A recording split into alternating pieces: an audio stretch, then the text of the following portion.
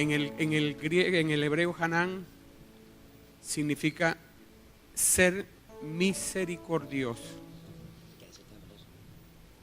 Y la palabra misericordia es condolerse del mal ajeno.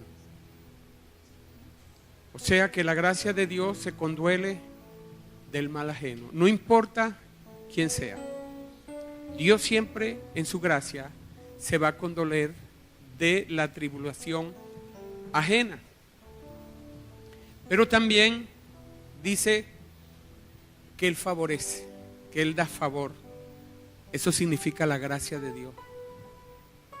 Cuando está Dios y está en una persona, Él lo favorece. Cuando una persona tiene el favor de Dios, quiere decir que Dios es amplio en bendecirlo. Por eso los hombres y mujeres que realmente conocen a Dios y han abierto su corazón al Señor, hay una bendición sobreabundante, espiritual. Hay algo acá que es importante también. La palabra Hari, la gracia de Dios, también transmite la idea de perdonar. O sea, Dios se conduele del mal y perdona las transgresiones. Así que cuando viene la presencia de Dios sobre la vida de alguien, viene su gracia perdona la transgresión.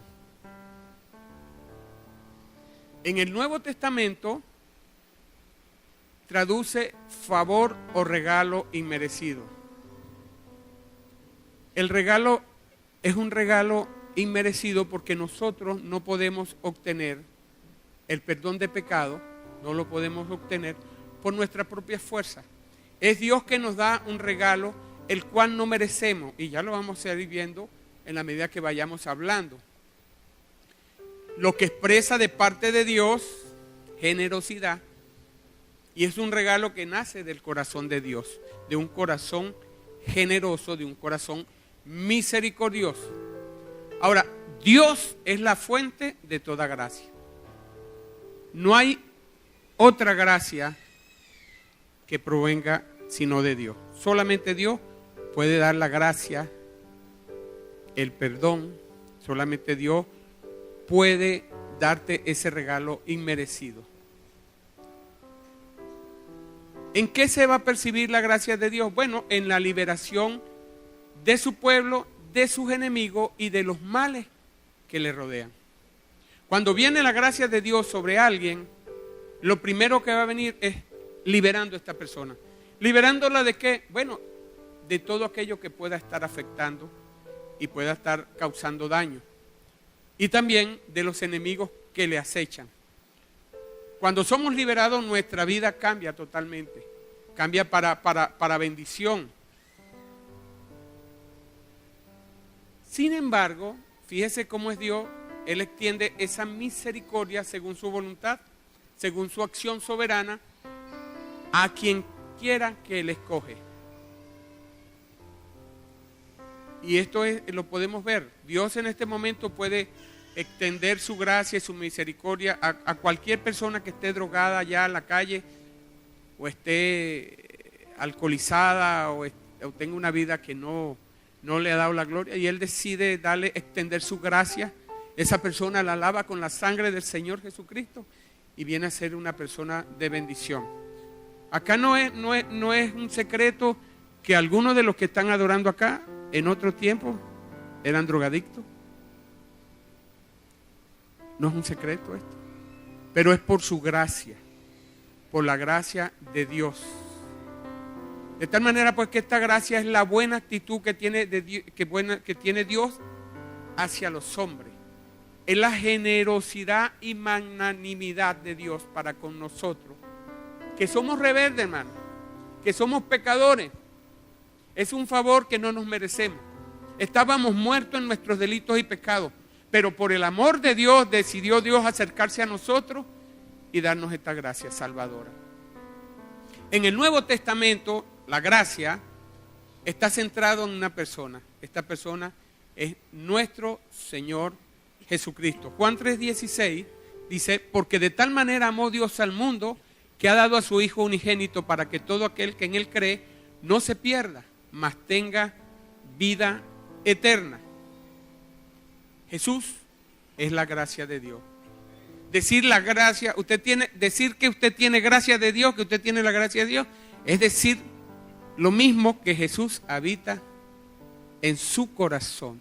Por eso es tan importante, por eso es que nosotros, los que creemos en el Señor, siempre hablamos con la persona para que hagan la confesión de fe. Porque si la gracia viene al corazón de esta persona, su vida va a cambiar. Y la palabra de Dios afirma que el hombre no puede hacer nada para merecerla. O sea, nadie, ningún hombre puede hacer algo para merecer la gracia de Dios. Efesios 2, 8 y 9 dice, porque por gracia soy salvo por medio de la fe. Y esto no es de vosotros, pues es don de Dios. Nadie puede salvarse por medio de la fe a menos que venga de Dios. No por obra para que nadie se gloríe. Mucha gente hace obras de caridad, mucha gente hace donaciones, mucha gente ayuda, son cosas muy buenas, pero no lo salva. La gracia que salva es la que viene de Dios. Y las buenas obras no son causa para que venga la gracia, es al contrario. Si la gracia está, entonces usted comenzará a hacer buenas obras.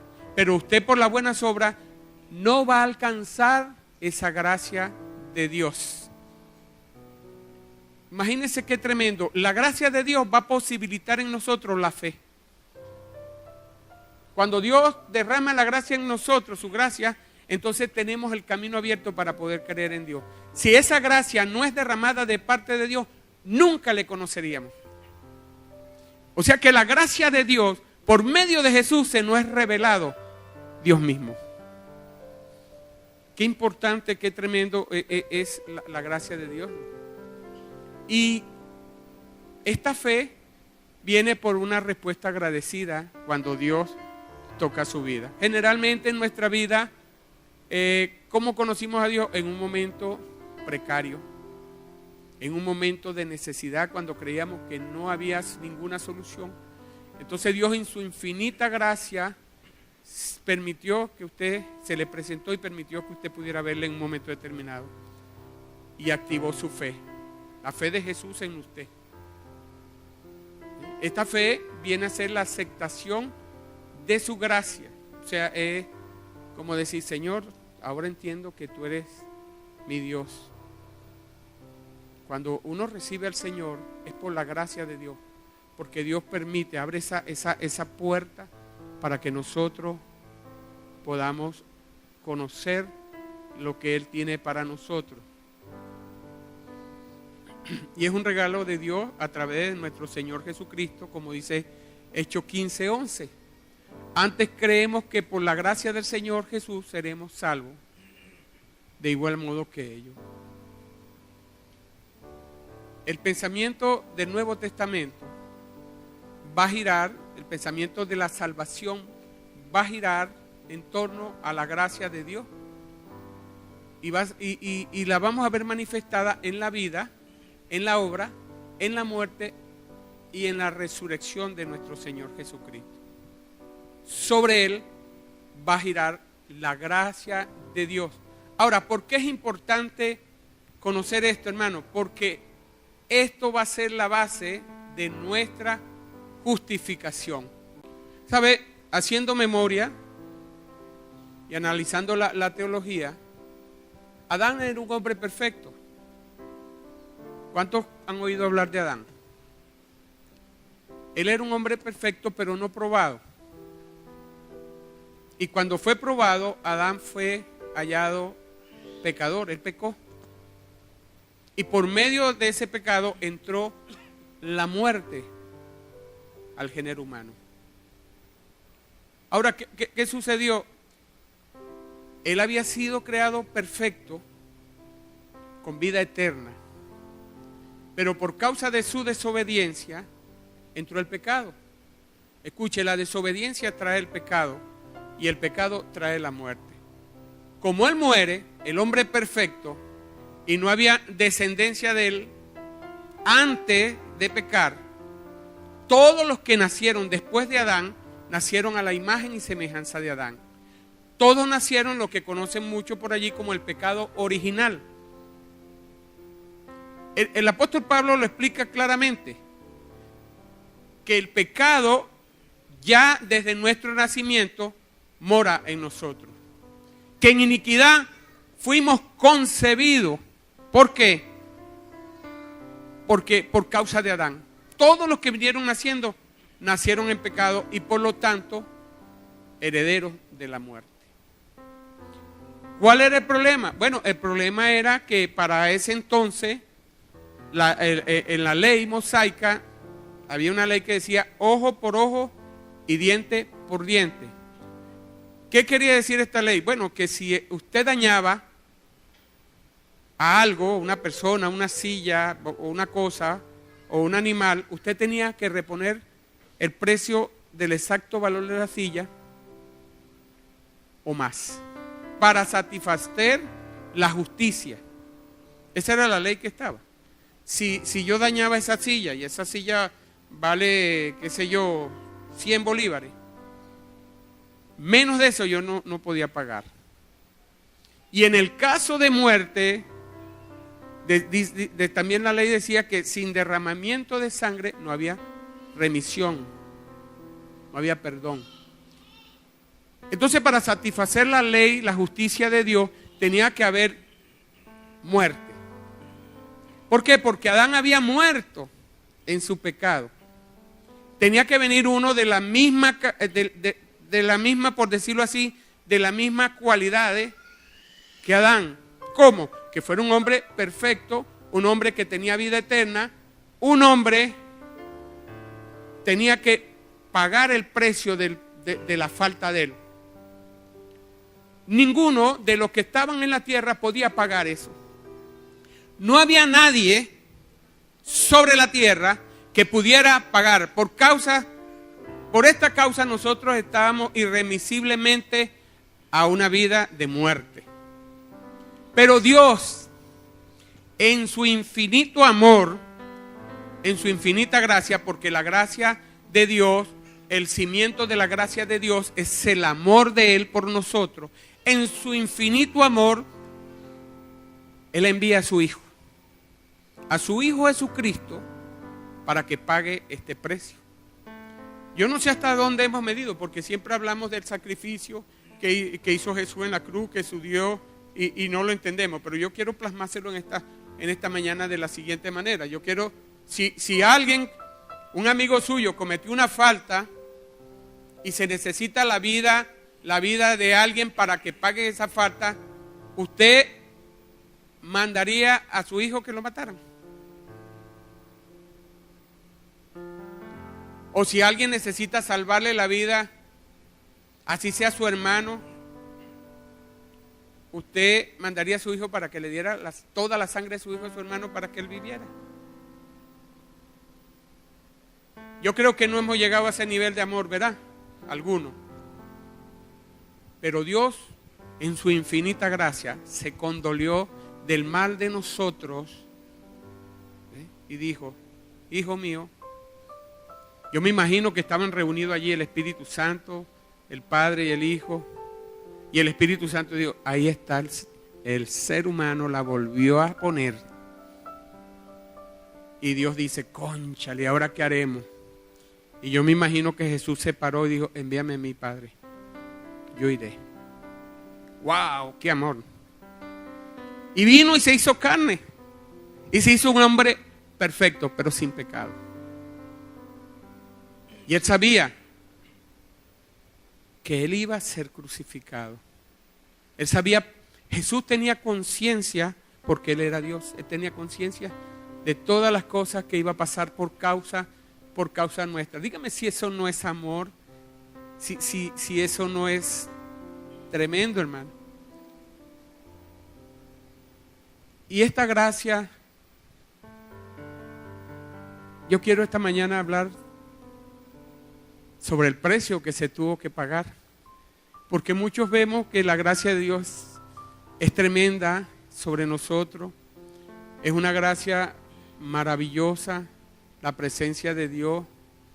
El mismo apóstol Pablo, cuando tenía tribulaciones y tenía problemas, Dios mismo le dice: bástate mi gracia, porque mi poder se perfecciona en tu debilidad.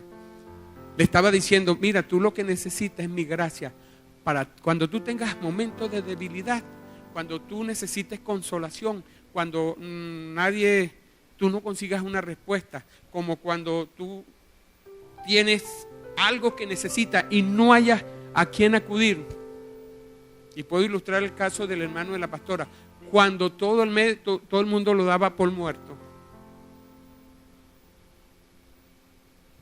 La pastora acudió a la gracia de Dios.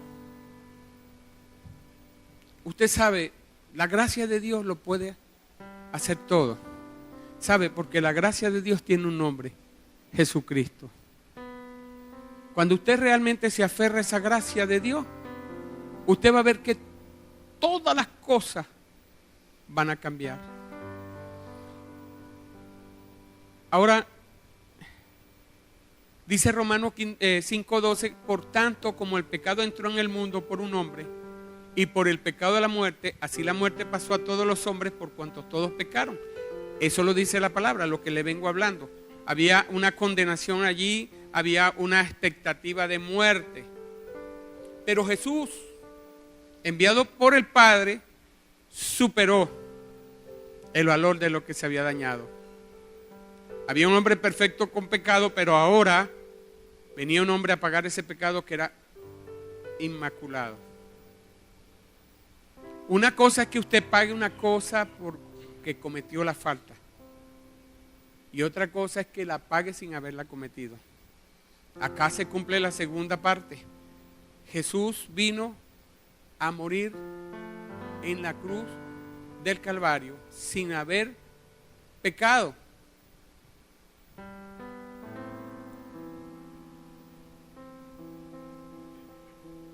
Fíjese lo que dice en Romanos 5:18. Así que, como por la transgresión de uno vino la condenación a todos los hombres, de la misma manera, por la justicia de uno, vino a todos los hombres la justificación de vida. Porque así como por la desobediencia de un hombre, los muchos fueron constituidos pecadores, así también por la obediencia de uno, los muchos serán constituidos justos. Aquí hay una ley tremenda.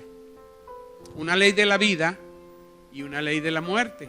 Una ley de la vida que está centrada en la obediencia, pero hay una ley de la muerte que está centrada en la desobediencia. Aún esto está vigente, en nuestras vidas.